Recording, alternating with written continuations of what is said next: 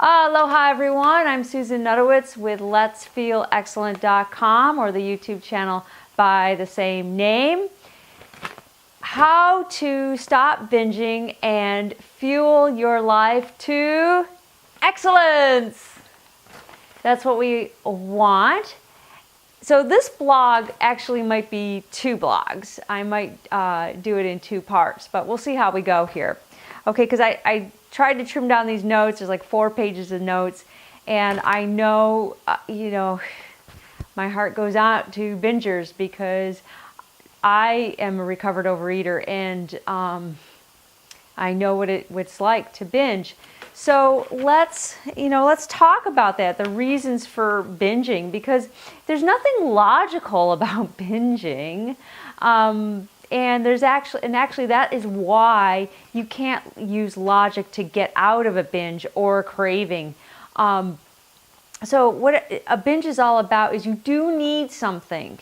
You need something, and compulsive overeating is not it. But finding out what it is that you do need might be a little bit tricky for some people, because it could have a nourishing component to it, especially if you're eating cooked foods that are processed, foods with a lot of salts, excitotoxins, sugars, fats. It could have a nutritional component to it, so there could be a disbalance in the diet itself.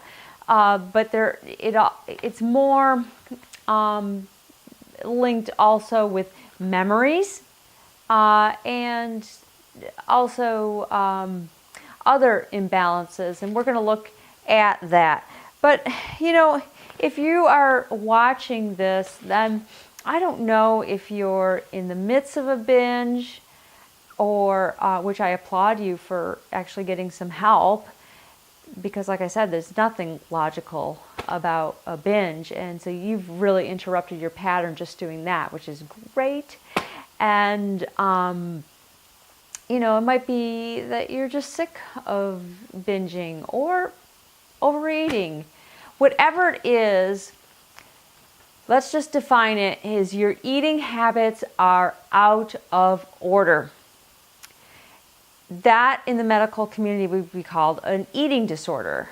I don't care what you call it, but what you want to get to is this place where you say, yes, I eat to fuel my excellence. And it's not hard. I do it every day, in every situation, without guilt, and I love it. I love what I eat. And the food is good for you. The food nourishes you, and you don't have these cravings, and you don't feel like going for more and going for more, and just going for more and more stimuli too. So let's change this. Whatever you want to call it. You want to call it overeating, or your eating habits are out of order, or binging, or whatever you want to call it. Let's change it into something that feels excellent for you. Now, you might be saying, Susan, I do it because it does feel good to me. That's why I do it. And yeah, that's the point of medicating with anything, is to feel better. But if you notice, with food in particular, it's very short-lived. And you have to keep doing it over and over and over and over and over again. And pretty soon, it's not only the food stimuli, you're going for other stimuli too, because you're constantly stimulated within yourself. Your core, your autonomic nervous system, which is the very center of you, your core is agitated. And so our movements do come from the core. We want our solid movements to come from the core. That is the easiest and most efficient way to live. But when our core we've had a lot of rain, and so we have mosquitoes. When our core is on constant fight or flight. Now, stimuli of any kind can do this, but when it's constantly on fight or flight, then we're moving from a place that is unsatisfied and very irritated. going, going, going, going. Now that might not seem like it. I mean, in fact, look at most obese people. They don't seem to be irritated. They seem to be really mellow, right? Well, it's a constant medication of food. Constant balancing of hyperstimuli to sedative stimuli. The sugar and the fats are sedative. Yeah, sugar's sedative. All the artificial stuff and the rest of the stuff is hyper. And so we want to get to this place where our autonomic nervous system, the very center of us, is prepared to make different decisions. And the center of us, the autonomic nervous system, how it runs, it should run predominantly on the parasympathetic side of the nervous system, where that parasympathetic system is stimulated, is vegetative. Now, when I say vegetative, I don't mean sleepy. When I say vegetative, I mean more of a calm, grounded place, a sovereign place. So you can be pretty excited and pretty whimsical and funny and all this kinds of stuff, but you're still coming from your core. You're still, that is now non-extrinsic, that is intrinsic movement. So I'll go on and tell you what I mean by that. But basically, if we are using food as a medication, as a drug, and we're just not really having it nourish our body, then that's an unproductive state. And we want to progress unless we feel we are unworthy to progress. This can be the other reasons for our eating habits to be out of order, that we feel unworthy to progress. In any event, the effects of overeating are not beneficial to our body. It makes our body not function correctly. It makes it very difficult to function. And it also is it's really hard on our minds too, because we're not getting what we actually want, what we actually need, what we actually want. And if we are compulsively overeating or binging, there's something that we need, we want. Now, this is a part of the blog that segues perfectly into my next point, and this is what most people do. And you might be saying this at this point. I'm pretty good. I'm fine. I don't do this so often.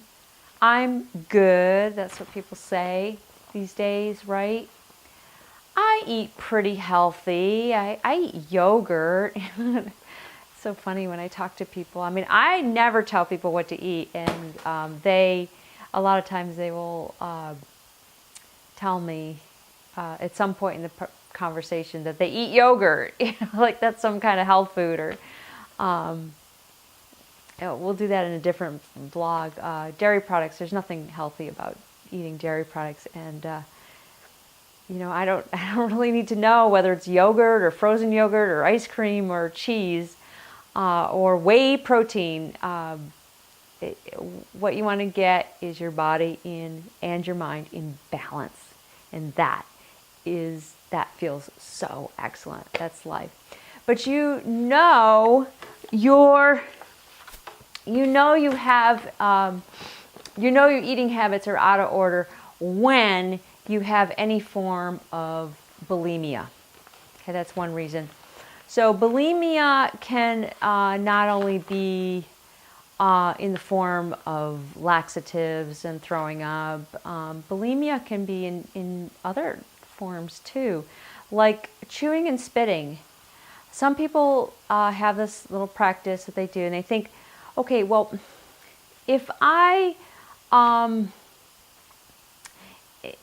could just get the taste of it and be satisfied. So I'll chew and spit it out, and then that way I won't have to deal with it.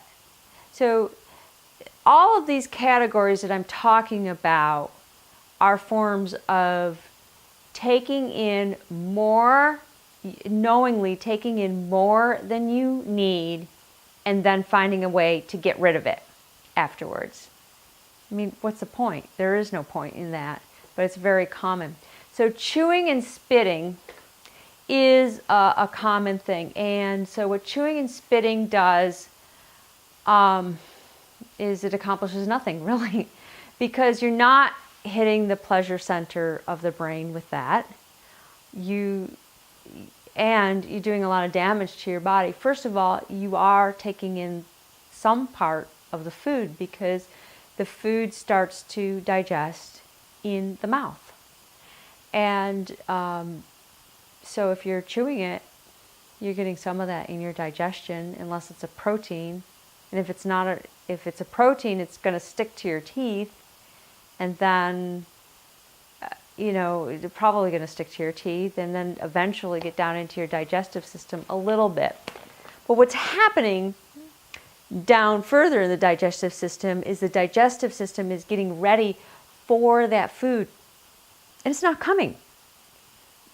So if you do this on a regular basis, your digestive system is just not going to work anymore. It's not going to work correctly because you're crying wolf. You're putting this food in your mouth and everything's getting ready. The juices are going in the stomach and there's nothing. So you're going to weaken your digestive juices and all that kind of stuff. Same thing with the other forms too. Colonics. People overuse colonics. It's a good thing, but you need very, very little colonics in your lifetime. And so some people, in fact, some of the colon hydrotherapists that I know have told me that some people become colon hydrotherapists purely to be able to give themselves colonics often. So they can eat whatever they want, they think, and then they're just rinsing it out of their body. Well, this wreaks havoc with, you try to uptake nutrition and it just wreaks havoc with that. Same thing with the other forms of bulimia. Another form of bulimia is overexercising. So this idea, people don't look at it as a form of bulimia, but it is. I mean, what is the sense of eating more calories than you need, or eating things that you really don't want inside your body, and then trying to get them out? So, people say, well, it's okay, I'll work it off tomorrow. It's okay, I'll work it off in the gym this week. See, no, you're expending more energy than you have to. You're putting your body through more stress than it has to go through doing that. It's one thing if you're exercising to attain something. If you're doing something with your body, that's not what I'm talking about. I'm talking about the idea of, it's okay, I can eat this today and burn it off tomorrow. That, yeah. Nope, that doesn't work. Okay, you know your eating is out of order when you drive to the store specifically to fulfill a craving. It's totally unnecessary, and you're just doing it because you're doing it for variety or whatever the reason is. You don't need to do it. So your eating habits are out of order. Your energy needs some help. Your nervous system needs some balance, and you're putting your body through extra wear and tear doing these kinds of things. Your eating habits are out of order when you eat food long term that doesn't agree with you. People do this and they think it's very benign. They drink alcohol, like drink wine, and their face gets all flushed. And they say, well, I'm just going to do it. And someone eventually points out to them, or they understand that they're allergic to that food that they're eating, because it is causing an inflammatory process. If it's causing an inflammatory process, the body will handle it, but again, it's extra wear and tear on the body, and you're over long term, you're damaging your body by doing this. Then if you have a way to reduce the inflammation, like with an NSAID or something like that, then that's even more damage. Okay, so you know your eating habits are I'm having trouble saying that. You know your eating habits are out of order when you're overweight. And you know you are. I mean, there's a way to measure that. 35%,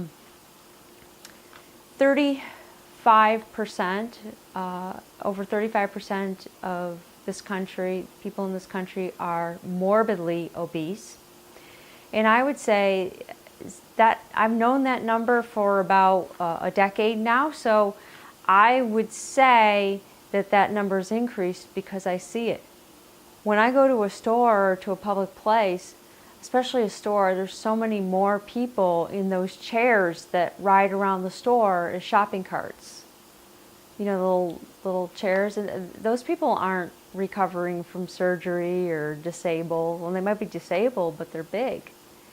I mean, let's look at that. If you're diagnosed as morbidly obese, see it for what it is, because your doctor's not lying to you. And morbidly obese, yes, it means that you're killing yourself with food. Yeah, it does. Morbidly obese. It's a slow suicide. I'm sorry to put it like that, but in one sense I'm not, because I hope it gives you leverage, because so many people say, well, yeah, I just have to lose a few pounds.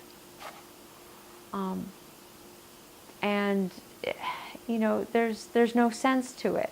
When you eat right for your body and you move right for your body and you live and you come to this place where you want to do that for your body, it's a totally different place.